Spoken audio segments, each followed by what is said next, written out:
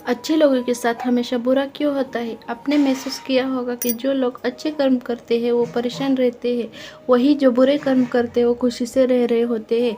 अच्छे कर्म करने वाले परेशान होते हैं कि आखिर उन्हें इतनी परीक्षा क्यों देनी पड़ रही है, जबकि जो अधर्म की राह में है वो खुश है और जिंदगी का लुत्फ उठा रहे हैं। अगर आपके मन में भी ये सवाल आया है तो आज हम आपको इसका जवाब देंगे।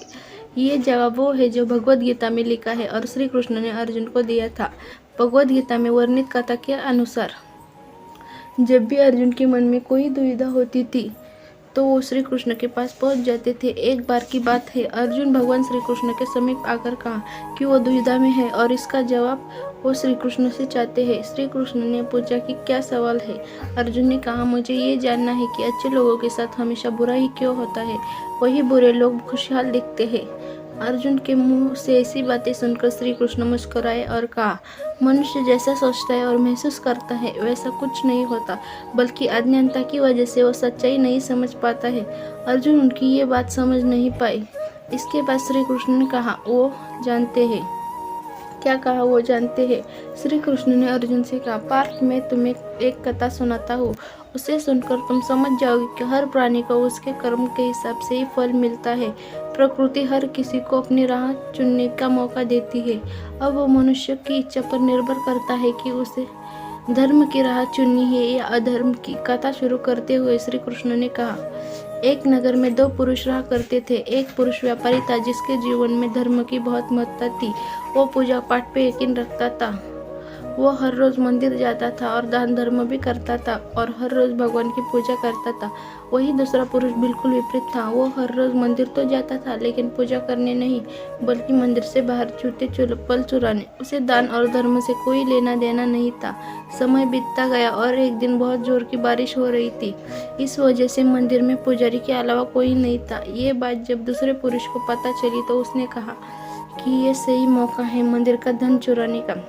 पंडित से नजर बचाकर उसने मंदिर का सारा धन चुरा लिया। उसी समय धर्म कर्म में विश्वास रखने वाला व्यक्ति भी मंदिर पहुंचा।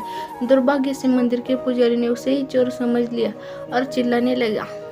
वहाँ लोग एकत्र हो गए और उसे बहुत मारा। किसी तरह वो बचते बचाते वहां से निकला तो दुर्गाव्य ने उसका साथ वहां भी छोड़ा।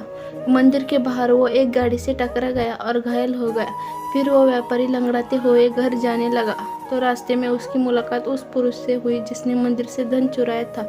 उसने कहा, आज तो मेरी किस्मत चमक गई, एक साथ इतना सारा धन मिल गया। ये सब देखकर उससे बहुत बुरा लगा और उसने अपने घर से भगवान की सारी तस्वीरें निकाल दी।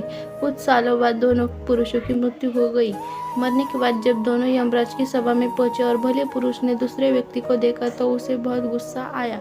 उसने क्रोधित होकर यमराज से पूछ ही लिया, मैं तो हमेशा अच्छे कर्म करता था, दान में विश्वास रखता था, उसके बदले जीवन भर मुझे अपमान और दर्द ही मिला और इस व्यक्ति को नोटों से भरी पोटली, आखिर ऐसा भेदभाव क्यों? इस पर यमराज ने कहा, पुत्र, तुम गलत समझ रहे हो। जिस दिन तुम्हारी गाड़ी से टक्कर हुई थी वो तुम्हारे जीवन का आखिरी दिन था, परंतु तुम्हारे अच्छे कर्मों की वजह से तुम्हारी मौत सिर्फ एक छोटी सी चोट में बदल गई। तुम इस दुष्ट व्यक्ति के बारे में जानना चाहते हो? दरअसल इसके भाग्य में राजयोग था, मगर इसके कुकर्म और अधर्म की वजह से वो सिर्फ एक छोटी सी धन की पोटली में बदल गया। कथा सुनाने के बाद श्री कृष्ण अर्जुन से कहते हैं, पार्थ, क्या अब तुम्हारे सवाल का जवाब मिल गया? ऐसा सोचना कि भगवान तुम्हारे कर्मों को नजरअंदाज कर रहे, ये बिल्कुल भी सत्य नहीं है। भगवान हमें कब क्या किस रूप में दे रहा है मनुष्य को समझ में नहीं आता, मगर आप अच्छे कर्म करते रहे तो भगवान की कृपा हमेशा बनी रहती है। इसलिए अपने अच्छे कर्मों को बदलना नहीं चाहिए, क्योंकि उसका फल हमें इसी जीवन में मिलता है। इसलिए मनुष्य का फर्ज है कि वो हमेशा अच्छे कर्म करते रहे।